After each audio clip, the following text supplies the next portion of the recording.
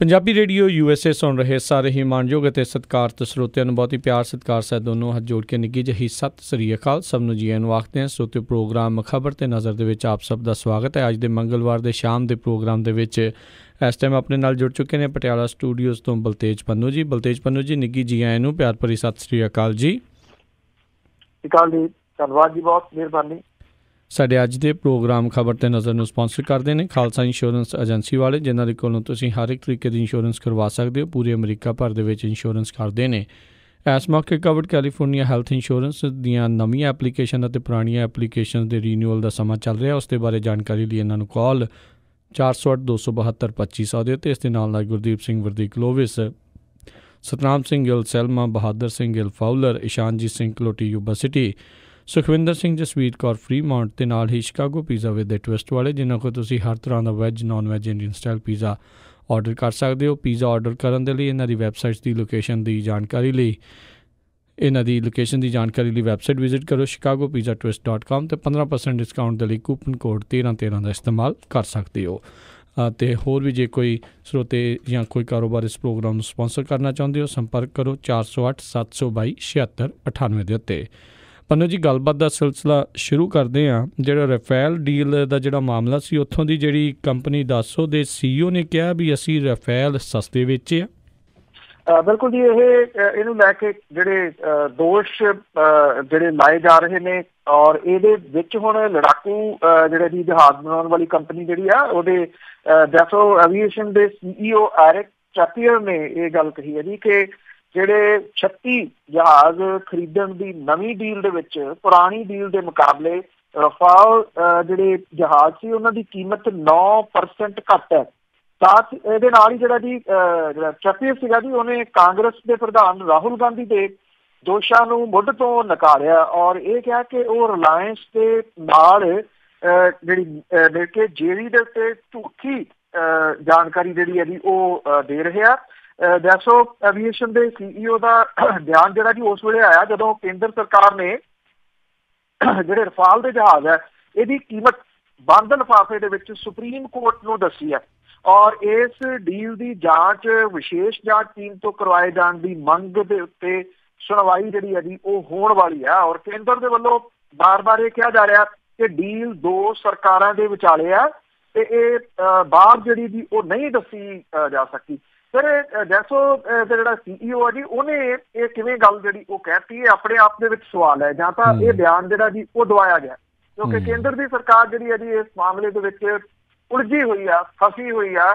ਖਾਸ ਤੌਰ ਦੇ ਉੱਤੇ ਫਰਾਂਸ ਦੇ ਜਿਹੜੇ ਸਾਬਕਾ ਪ੍ਰੈਜ਼ੀਡੈਂਟ ਸੀ, ਉਹਦਾ ਜਿਹੜਾ ਬਿਆਨ ਜਦੋਂ ਆਇਆ ਸੀ, ਉਸ ਤੋਂ ਬਾਅਦ ਇਹ ਮੁੱਦਾ ਜਿਹੜੇ ਤਰੀਕੇ ਦੇ ਨਾਲ ਰਾਹੁਲ ਗਾਂਧੀ ਨੇ ਉਠਾਇਆ, ਕੋਈ ਜਵਾਬ ਜਿਹੜਾ ਜੀ ਉਹ ਦਿੱਤਾ ਨਹੀਂ ਜਾ ਰਿਹਾ। ਸੁਪਰੀਮ ਕੋਰਟ ਦੇ ਵਿੱਚ ਪਹਿਲਾਂ ਤਾਂ ਕੇਂਦਰ ਦੀ ਸਰਕਾਰ ਨੇ ਨਾ ਕਰਤੀ ਸੀਗੀ ਜਿਹੜੀ ਜੀ ਇਹ ਦੱਸਣ ਨੂੰ, ਪਰ ਜਦੋਂ ਸੁਪਰੀਮ ਕੋਰਟ ਸਖਤ ਹੋ ਗਈ ਤਾਂ ਇਸ ਮਾਮਲੇ ਦੇ ਉੱਤੇ ਜਿਹੜੀ ਸੈਂਟਰ ਦੀ ਸਰਕਾਰ ਹੈ ਉਹਨੂੰ ਸੀਲਬੰਦ ਲਿਫਾਫੇ 'ਚ ਹੀ ਸਹੀ ਜਿਹੜਾ ਜਵਾਬ ਸੀਗਾ ਉਹ ਦੇਣਾ ਪੈ ਗਿਆ। ਉਧਰ ਇਸ ਮਾਮਲੇ ਦੇ ਉੱਤੇ ਇੱਕ ਵਾਰੀ ਫੇਰ ਨਿਸ਼ਾਨਾ ਜਿਹੜਾ ਜੀ ਉਹ ਲਾਉਂਦੇ ਹੋਏ ਰਾਹੁਲ ਗਾਂਧੀ ਨੇ ਇਹ ਗੱਲ ਕਹੀ ਹੈ ਕਿ ਸੁਪਰੀਮ ਕੋਰਟ ਦੇ ਵਿੱਚ ਜਿਹੜਾ ਪ੍ਰਧਾਨ ਮੰਤਰੀ ਨੇ ਉਹਨਾਂ ਨੇ ਮੰਨਿਆ ਬਹੁਤ ਕੁਛ ਔਰ ਇਹ ਵੀ ਉਹਨਾਂ ਨੇ ਕਿਹਾ ਕਿ ਹਲਫਨਾਮੇ ਦੇ ਵਿੱਚ ਉਹਨਾਂ ਨੇ ਮੰਨਿਆ ਕਿ ਇਹ ਜਿਹੜੇ ਜਹਾਜ਼ ਖਰੀਦੇ ਗਏ ਆ ਉਹਦੇ ਵਿੱਚ ਕੰਟਰੈਕਟ ਬਦਲਿਆ ਸੀਗਾ ਔਰ 30,000 ਕਰੋੜ ਰੁਪਈਆ ਅੰਬਾਨੀ ਦੀ ਜੇਬ ਦੇ ਵਿੱਚ ਪਾਇਆ ਸੀ। ਇਹਦੇ ਉੱਤੇ ਸਟਾਰ ਕਰਦਿਆਂ ਹੋਇਆ ਰਾਹੁਲ ਗਾਂਧੀ ਨੇ ਇਹ ਗੱਲ ਕਹੀ ਕਿ ਪਿਕਚਰ ਅਜੇ ਬਾਕੀ ਹੈ ਔਰ ਇਹ ਲਿਫਾਫਾ ਜਿਹੜਾ ਜੀ ਖੁੱਲ੍ਹ ਲੈਣ ਦਿਓ ਸੁਪਰੀਮ ਕੋਰਟ ਦੇ ਵਿੱਚ, ਅਸਲ ਕਹਾਣੀ ਤਾਂ ਫੇਰ ਸਾਹਮਣੇ ਆਊਗੀ। ਜੀ ਬਿਲਕੁਲ। ਇਸ ਟਾਈਮ ਕਾਫੀ ਜਿਹੜੀਆਂ ਇਸ ਦੀਆਂ ਚਰਚਾਵਾਂ ਜਿਹੜੀਆਂ ਤੇਜ਼ ਨੇ, ਜਿਉਂ ਹੁਣ ਚੋਣਾਂ ਜਿਹੜੀਆਂ ਨਜ਼ਦੀਕ ਆ ਰਹੀਆਂ, ਉੱਧਰ ਜਿਹੜੀ ਮੌਜੂਦਾ ਸਰਕਾਰ ਆ ਉਹਨਾਂ ਨੇ ਹੁਣ ਮੰਦਰ ਵਾਲਾ ਮਾਮਲਾ ਕਾਫੀ ਗਰਮਾਇਆ ਵੀ ਸਾਰਾ ਕੁਛ ਲੋਕ ਭੁੱਲ ਜਾਣ। ਅਤੇ ਅਗਲੀ ਜਿਹੜੀ ਆਪਾਂ ਪੰਨੂ ਜੀ ਗੱਲ ਕਰਦੇ, ਕਹਿੰਦੇ SIT ਡੇਰਾ ਮੁਖੀ ਤੇ ਸੁਮੇਧ ਸੈਣੀ ਨੂੰ ਵੀ ਸੰਮਨ ਕਰ ਸਕਦੀ ਆ। ਦੇਖੋ ਜੀ, ਜਿਹੜਾ ਗੁਰੂ ਗ੍ਰੰਥ ਸਾਹਿਬ ਦੀ ਬੇਅਦਬੀ ਦੀਆਂ ਘਟਨਾਵਾਂ ਦੇ ਤਾਰ ਸਰਸੇ ਦੇ ਪੈਰੋਕਾਰਾਂ ਨਾਲ ਜੁੜੇ ਹੋਣ ਤੋਂ ਬਾਅਦ ਡੇਰੇ ਦਾ ਮੁਖੀ ਜਿਹੜਾ ਜੇਲ੍ਹ 'ਚ ਇਸ ਵੇਲੇ ਗੁਰਮੀਤ ਰਾਮ ਰਹੀਮ, ਉਹਦੀਆਂ ਮੁਸ਼ਕਿਲਾਂ ਹੋਰ ਇਸ ਮਾਮਲੇ ਦੇ ਵਿੱਚ ਵੀ ਵੱਧ ਸਕਦੀਆਂ ਨੇ ਜੀ। ਪੰਜਾਬ ਪੁਲਿਸ ਦੀ ਵਿਸ਼ੇਸ਼ ਜਾਂਚ ਟੀਮ ਜਿਹੜਾ ਜੀ ਇਹ ਡੇਰੇ ਦੇ ਮੁਖੀ ਤੋਂ ਪੁੱਛਗਿੱਛ ਕਰਨ ਦੀ ਤਿਆਰੀ ਕਰ ਰਹੀ ਹੈ ਔਰ ਛੇਤੀ ਡੇਰੇ ਦੇ ਮੁਖੀ ਨੂੰ ਸੰਮਣ ਜਿਹੜੇ ਆ ਜੀ ਉਹ ਭੇਜੇ ਜਾ ਸਕਦੇ ਆ। ਇਹਦੇ ਸੰਬੰਧੀ SIT ਨੇ ਪੰਜਾਬ ਪੁਲਿਸ ਦੇ ਜਿਹੜੇ ਕਾਨੂੰਨੀ ਮਾਹਰ ਆ ਉਹਨਾਂ ਦੇ ਨਾਲ ਵੀ ਚਰਚਾ ਕੀਤੀ ਆ। SIT ਤੇ ਪੰਜਾਬ ਪੁਲਿਸ ਦੇ ਕਾਨੂੰਨੀ ਮਾਹਰ ਜਿਹੜੇ ਆ ਜੀ ਉਹਨਾਂ ਨੇ ਇਹ ਗੱਲ ਕਹੀ ਹੈ ਜੀ ਕਿ DIG ਰਣਜੀਤ ਸਿੰਘ ਖੱਟੜਾ ਦੀ ਅਗਵਾਈ ਵਾਲੀ ਜਿਹੜੀ SIT ਤੇ ਹੋਰ ਮੈਂਬਰ ਅਧਿਕਾਰੀ ਨੇ ਉਹਨਾਂ ਦੇ ਉੱਤੇ ਚਰਚਾ ਤਾਂ ਕੀਤੀ ਆ। ਬਰਗਾੜੀ ਮੱਲਕੇ ਗੁਰੂਸਰ ਤੇ ਭਗਤਾ ਦੇ ਵਿੱਚ ਹੋਈਆਂ ਬੇਅਦਬੀ ਦੀਆਂ ਘਟਨਾਵਾਂ ਦੇ ਤਾਰ ਸਿੱਧੇ ਡੇਰੇ ਦੀ ਨੈਸ਼ਨਲ ਕਮੇਟੀ ਦੇ ਮੈਂਬਰਾਂ ਦੇ ਨਾਲ ਜਿਹੜਾ ਜੀ ਉਹ ਜੁੜੇ ਹੋਏ ਆ ਤੇ ਡੇਰਾ ਮੁਖੀ ਤੋਂ ਵੀ ਇਹਦੇ ਸੰਬੰਧੀ ਪੁੱਛਗਿੱਛ ਜਿਹੜੀ ਜੀ ਉਹ ਕੀਤੀ ਜਾਣੀ ਚਾਹੀਦੀ ਹੈ। ਇਹ ਪਤਾ ਲੱਗਾ ਕਿ SIT ਜਿਹੜੀ ਹੈ ਜੀ ਹੁਣ ਤੱਕ ਬਰਗਾੜੀ ਮੱਲਕੇ ਗੁਰੂਸਰ ਤੇ ਭਗਤਾ ਭਾਈਕਾ ਸਣੇ ਬਠਿੰਡਾ ਜ਼ਿਲ੍ਹੇ ਦੇ ਵਿੱਚ ਹੋਈਆਂ ਬੇਅਦਬੀ ਦੀਆਂ 4 ਘਟਨਾਵਾਂ 'ਚ ਗ੍ਰਿਫਤਾਰ ਕੀਤੇ ਗਏ ਡੇਰਾ ਪ੍ਰੇਮੀਆਂ ਦੇ ਨੈਸ਼ਨਲ ਕਮੇਟੀ ਦੇ ਨਾਲ ਜਿਹੜੇ ਆ ਜੀ ਉਹ ਤਾਰ ਜੁੜੇ ਹੋਏ ਆ। ਵਿਧਾਨ ਸਭਾ ਚੋਣਾਂ ਦੇ ਮੌਕੇ ਸੂਬੇ ਦੇ ਵਿੱਚ ਸਿਆਸਤ ਨੂੰ ਹਿਲਾਉਣ ਵਾਲਾ ਮੌੜ ਬੰਬ ਕਾਂਡ ਇਹਦੇ ਵਾਸਤੇ ਬਣਾਈ ਗਈ ਜਿਹੜੀ SIT ਸੀ ਉਹਦੀ ਰਿਪੋਰਟ ਦੇ ਵਿੱਚ ਵੀ ਖੁਲਾਸਾ ਜਿਹੜਾ ਜੀ ਉਹ ਹੋਇਆ ਸੀਗਾ। ਇਸ ਬੰਬ ਕਾਂਡ ਦੇ ਤਾਰ ਵੀ ਸਰਸੇ ਵਾਲੇ ਡੇਰੇ ਦੇ ਨਾਲ ਜਿਹੜੇ ਆ ਜੀ ਉਹ ਜੁੜੇ ਹੋਏ ਆ। ਡੇਰੇ ਦੇ ਪ੍ਰੇਮੀ ਅਮਰੀਕ ਭੀਖੀ, ਡੇਰੇ ਦੀ ਵਰਕਸ਼ਾਪ ਦਾ ਇੰਚਾਰਜ ਕਾਲਾ, ਕਾਰਪੈਂਟਰ ਕ੍ਰਿਸ਼ਨ, ਸੁਨੀਲ ਸਰਸਾ ਜਿਹੜੇ ਇਸ ਮਾਮਲੇ ਦੇ ਵਿੱਚ ਸ਼ਾਮਲ ਜਿਹੜੇ ਉਹ ਦੱਸੇ ਗਏ ਆ। ਮੀਟਿੰਗ ਦੇ ਵਿੱਚ ਇਸ ਮਾਮਲੇ ਦੇ ਉੱਤੇ ਅਕਸ਼ੇ ਕੁਮਾਰ ਤੋਂ ਪੁੱਛੇ ਜਾਣ ਵਾਲੇ ਸਵਾਲਾਂ ਦੇ ਉੱਤੇ ਵੀ ਚਰਚਾ ਜਿਹੜੀ ਹੈ ਜੀ ਉਹ ਹੋਈ ਆ। ਇਹ ਕਿਹਾ ਜਾ ਰਿਹਾ ਜੀ ਕਿ ਅਕਸ਼ੇ ਕੁਮਾਰ ਤੇ ਡੇਰੇ ਦੇ ਮੁਖੀ ਸੁਖਬੀਰ ਸਿੰਘ ਬਾਦਲ ਦੇ ਵਿਚਕਾਰ ਮੀਟਿੰਗ ਸੰਬੰਧੀ ਸਵਾਲ ਜਿਹੜੇ ਜੀ ਉਹ ਪੁੱਛੇ ਜਾਣਗੇ ਔਰ ਇਹ ਵੀ ਕਿਹਾ ਜਾ ਰਿਹਾ ਜੀ ਕਿ ਇਸ ਗੱਲ ਤੋਂ ਇਨਕਾਰ ਨਹੀਂ ਕੀਤਾ ਜਾ ਸਕਦਾ ਕਿ ਪੰਜਾਬ ਪੁਲਿਸ ਦੇ ਸਾਬਕਾ DGP ਸੁਮੇਧ ਸੈਣੀ ਨੂੰ ਵੀ ਸੰਮਨ ਜਿਹੜੇ ਆ ਜੀ ਉਹ ਭੇਜੇ ਜਾ ਸਕਦੇ ਆ। ਸੈਣੀ ਹੋਰਾਂ ਦੇ ਕੋਲੋਂ ਬਹਿਬਲ ਕਲਾਂ ਦੇ ਵਿੱਚ ਪੁਲਿਸ ਵੱਲੋਂ ਚਲਾਈ ਗਈ ਗੋਲੀ ਦੇ ਮਾਮਲੇ ਦੇ ਵਿੱਚ ਪੁੱਛਗਿੱਛ ਜਿਹੜੀ ਆ ਜੀ ਉਹ ਕੀਤੀ ਜਾਊਗੀ।